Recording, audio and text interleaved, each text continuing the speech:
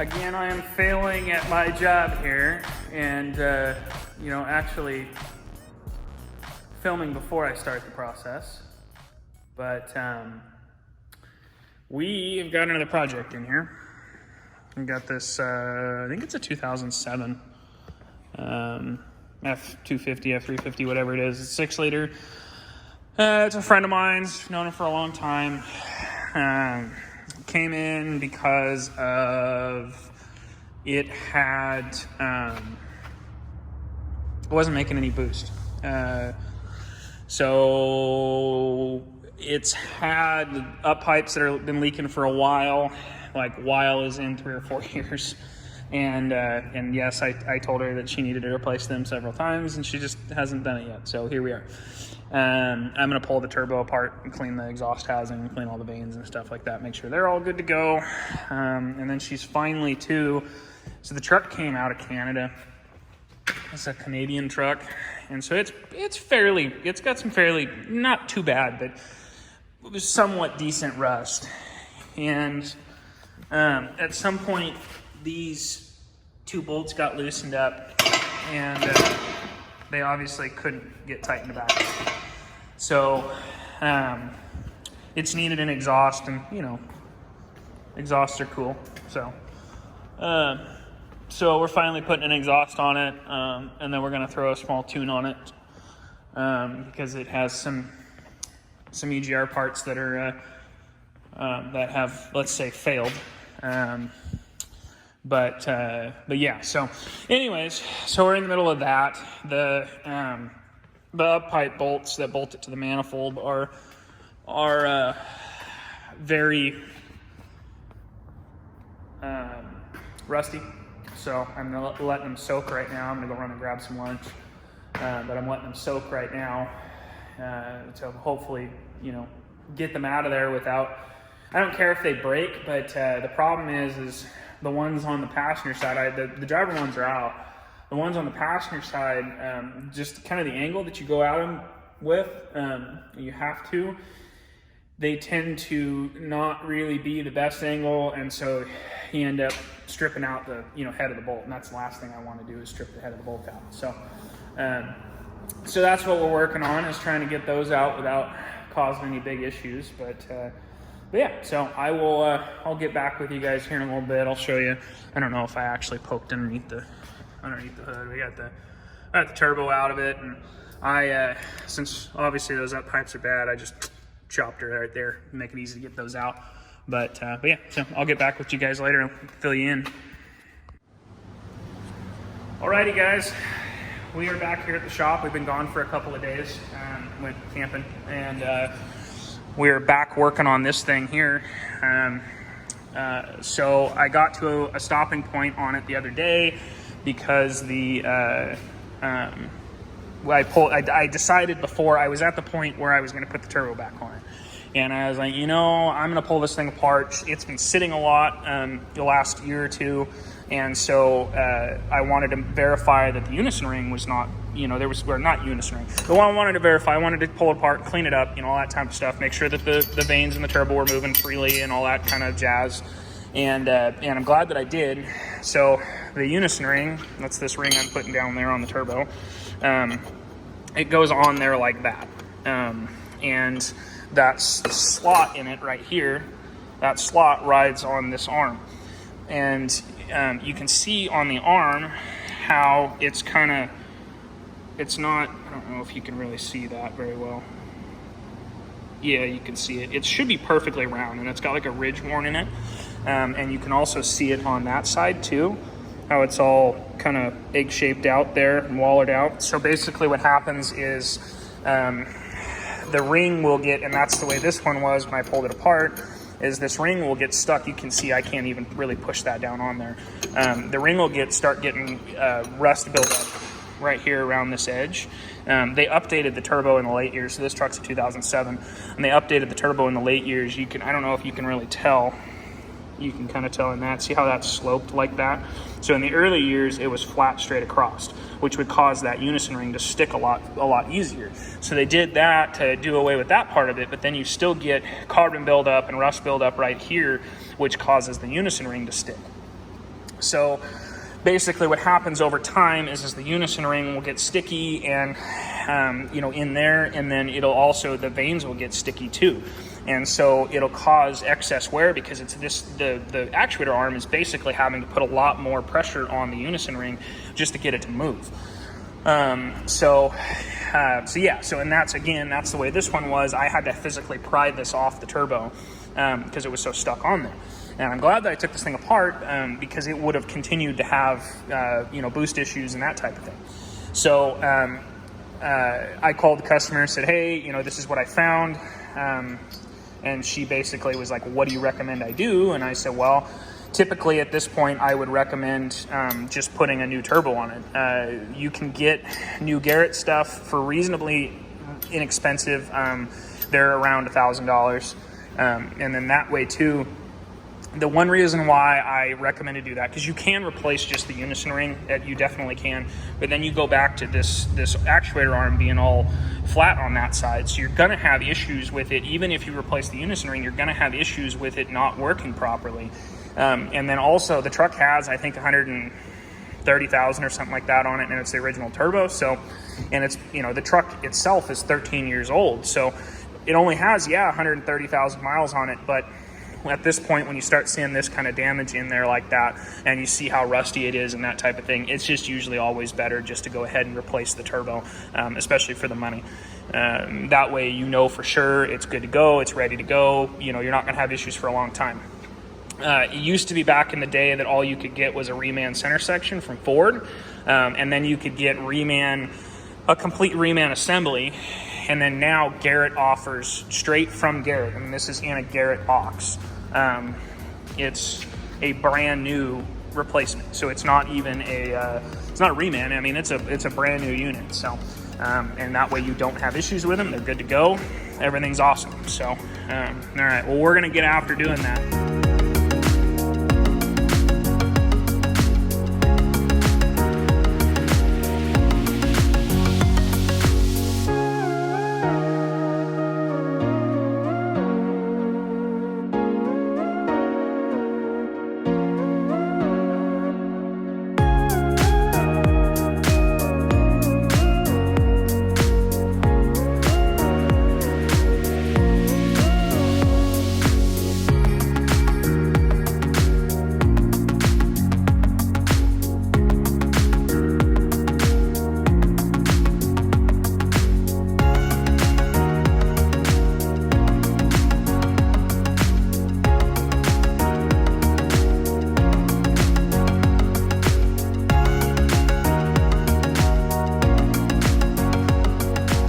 Alrighty guys, well, I am back here. I went and grabbed some lunch and back here working on this thing. I got the, as you can see in the time lapse, I got the turbo thrown in it.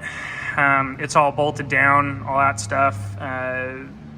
Basically all I have left to do is just kind of put the stuff back together up here. Get the oil feed line on, pre-lube the turbo, all that stuff. The up pipes are all in and tight, and bolts on the manifolds are tight, all that stuff. So now I'm just working on getting the exhaust thrown in, which we've got a Diamond Eye 5-inch exhaust for it.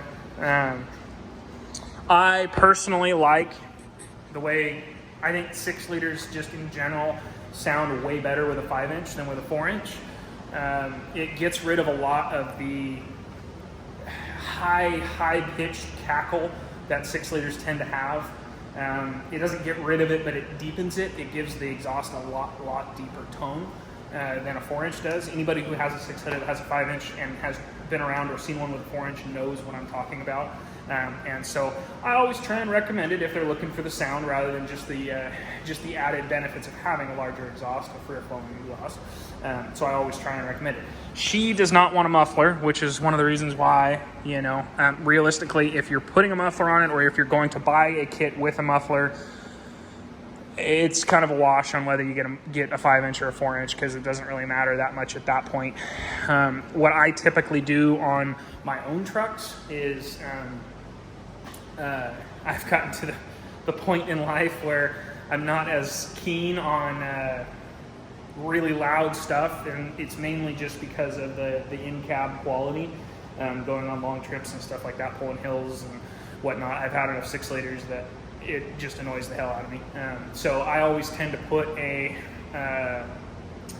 I don't even remember, I think the last one I did, I put one of the smallest MBRP mufflers that they offer, which I kid you not, the muffler is probably only about that much bigger around than the exhaust tube is, so it's not much of a muffler, but it's enough just to take the edge off, and that's really all I was looking for, just to kind of basically quiet it down, get rid of some of the drone in the cab, so you can think while you're driving down the road pulling a hill with a trailer behind it.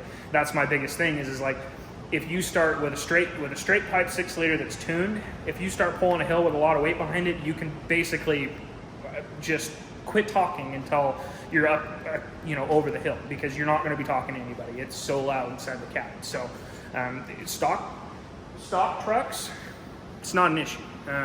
Realistically, a truck that doesn't have any tuning on it isn't really even that loud with a straight piped exhaust. So, but when you start talking about, like I usually run gear head tuning,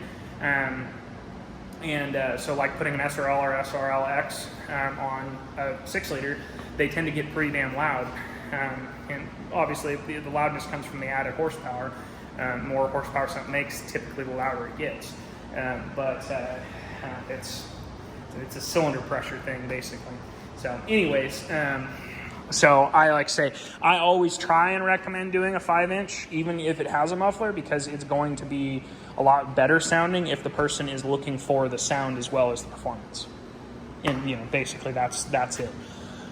Well, while I've got you, I might as well. I think he's got this pretty well done. We got the engine in for the red truck out back, the red Dodge. It's a DFC long block, but yeah, he's just had to go back over some things, get some things buttoned up. But we did he put a 4-inch exhaust on this. Again, the guy's not looking for isn't looking for the sound. He's just looking for the added benefits of having bigger exhaust, freer flowing exhaust, I should say. And I haven't used both the kits that are going on that truck and this truck are both Diamond Eye kits. I haven't used a Diamond Eye kit in a long time, and the reason for that was because of the quality of the kit. I didn't feel like the kits were very good quality, and these seem to be better. It really, honestly, these kits aren't that bad. I'm pretty well surprised at how decent the kits actually are. They used to be like, I'll see once I get it on the truck, but in the past when I've installed the kits, they either have fitment issues with the like transmission cooler lines. I've seen them where you can't get them routed around the transmission cooler lines right, and so they'll sit there and like rub on the cooler lines, or on the earlier trucks they'll rub on the spring, the shackles and on the back of the front springs. They'll rub on there, or they'll rub on the cross member, or they'll rub, and this is like, after doing a lot trying to get the kits to fit right, they still don't fit right. So we'll see. Hopefully this one, he said when he put that 4-inch on the black truck over there that it fit really good. So we'll see what this fits like. I'm kind of interested to see. It looks pretty good. The box is pretty beat up, but I haven't really noticed too much. Usually, anybody who's installed one of these, the ends of them are usually all beat up and smashed in and stuff, and you got to take a hammer and kind of tap them out and get them back around so they'll slip together. But yeah, so, well, I'm going to get after it here, and I'll touch back with you guys once I get the exhaust on. All right, it is a new freaking day, and I got busy yesterday and didn't get a chance to finish the exhaust install. Had other things I had to take care of. Again, owning a business, that's just what happens. So I'm going to give you my review on this quality Diamond Eye exhaust. Nothing fit the way that it was supposed to on this thing. I can't tell you how. I always steered away from the Diamond Eye stuff.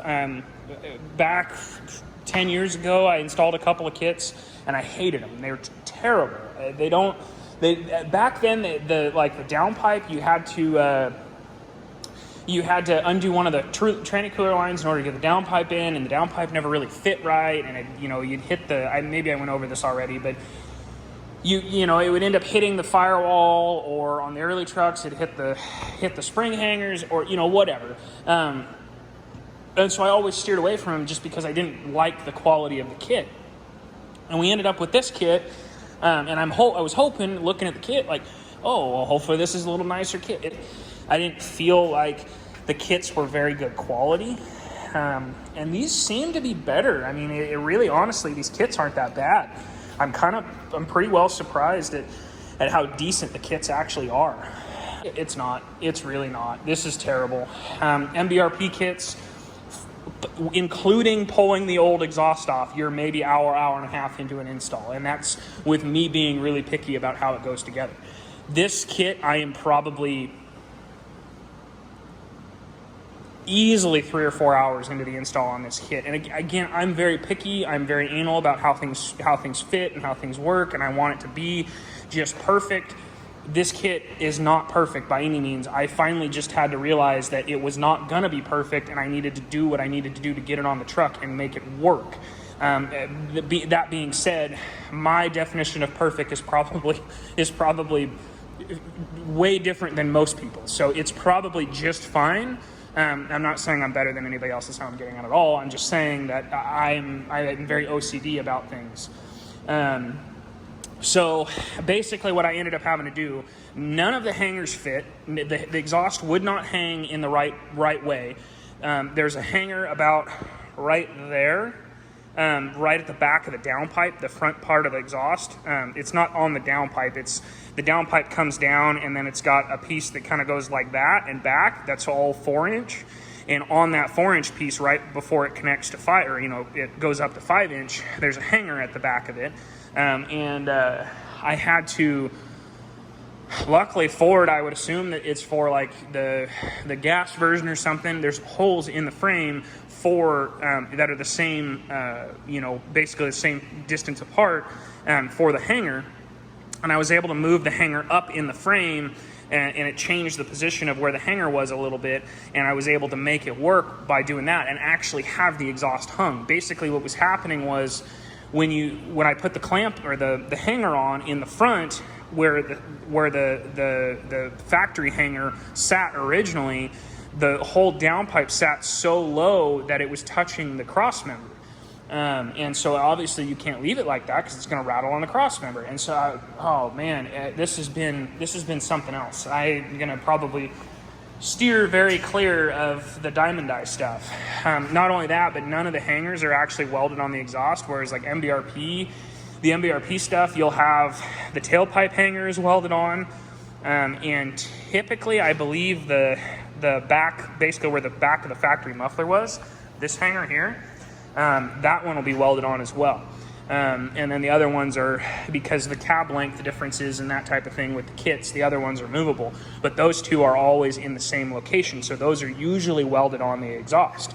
Like this one, I'm going to have to go in there and cut the nubs off the U-bolt, but it's got a band, an exhaust clamp, I don't know what you call those, but an exhaust clamp, whatever, that has the hanger welded to it. So you just randomly put it on the pipe and then put it through the hanger, which, whatever, it's fine. It's just not, that quality, And like I say, I mean, you've got, it's just, do yourself a favor if you can, steer away from it. I get they're cheap and all, but no, it's just no, this is terrible. So now that we're finally through that, I can go ahead and reassemble the rest of the engine on top. I haven't done anything up here other than tighten the downpipe up. I gotta finish cinching up the up pipe clamp on the turbo. The turbo itself is all bolted into place. I gotta pre-lube the turbo. If you guys don't know that, whenever you put a new turbo on, a lot of times, well, I shouldn't say a lot of times, but these turbos, the VGT turbos, are typically already primed. They usually have oil in them. But nonetheless, every single time you get a new turbo, a brand new turbo out of the box, or you have a turbo that's been sitting around for a long time without oil to it, you always want to put oil down through the feed, so that way it doesn't dry fire. You want it to have oil in it the first time you start it, or else you'll, basically cause premature damage to the turbo itself, to the bearings. So anyway, I gotta pre-lube the turbo, get the drain or the feed tube on, and kind of just reassemble everything. It shouldn't take me very long to do that. I would set you up on a tripod for that, which I was originally going to do, but it'll only take me probably 10 or 15 minutes to get it buttoned completely back up, so I'm not going to worry about it. But yeah, so just like I say, take my word for it. Just try and steer away from the diamond eye stuff. Okay, for example, MBRP kits, when you order them, so that the kit is designed to be able to work on a standard cab long bed, an extra cab long bed, an extra cab short bed, a crew cab short bed, and a crew cab long bed. So if you assemble the entire kit all the way up and put in all of the pieces in the kit, it will fit perfectly on a crew cab long bed. This kit I had to cut a chunk out of, which, no big deal, right? Except for, and you would think like, oh, I don't know, maybe they're thinking maybe you can put it on a cab chassis. You can't. This kit will not fit on a cab chassis. And just that little bit of length, it doesn't make any sense. I don't understand why they wouldn't just send it so it would fit a crew cab long bed. And the reason I say it won't fit on a cab and chassis is because I don't know if you're going to be able to tell, but where the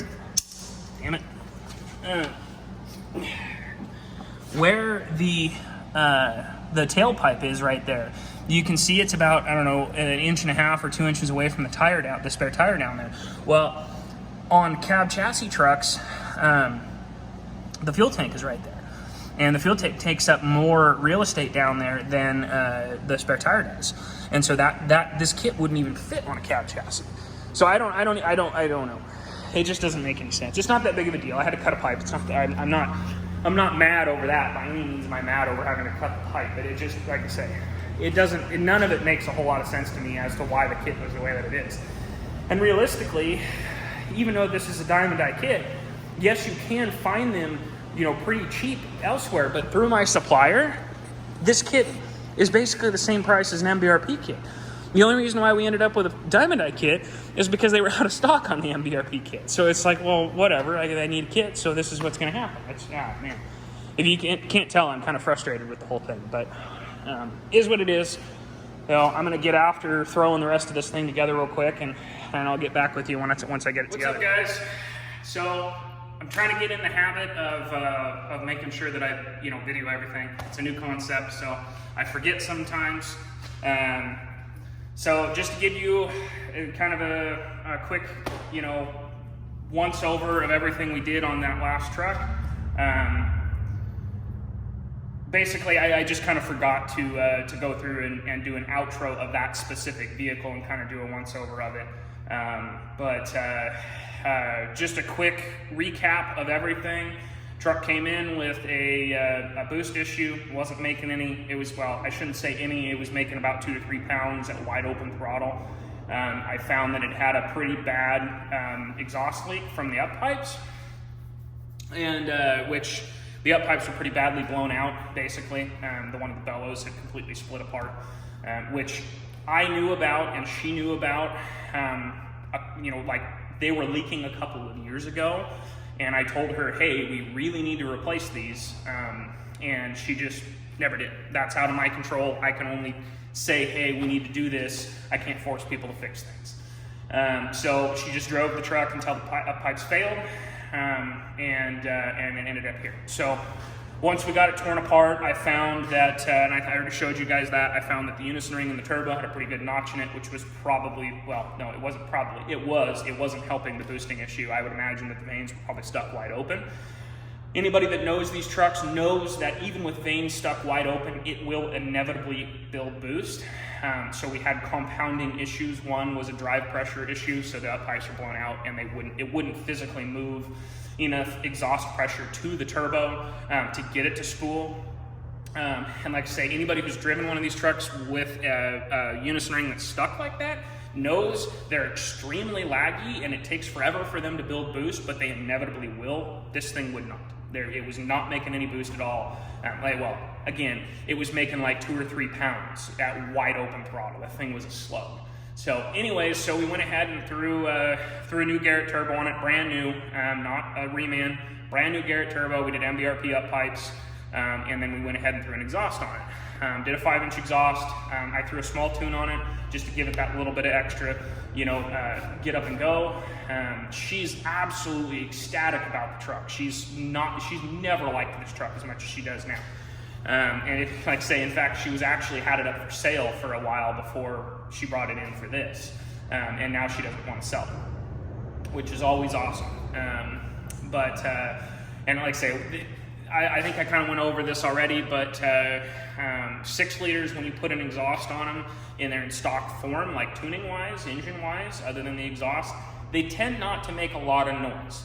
They don't make a lot of noise out the exhaust. It's just the way that they are. So between giving it just a little bit of extra power and getting it to where it sounds good, that's why we threw the tune on it. And it's a small tune. It's a non-studded tune, so it'll lessen her chances of blowing a head gasket. But anyways, she's prepared for that. She knows that it's going to happen at some point.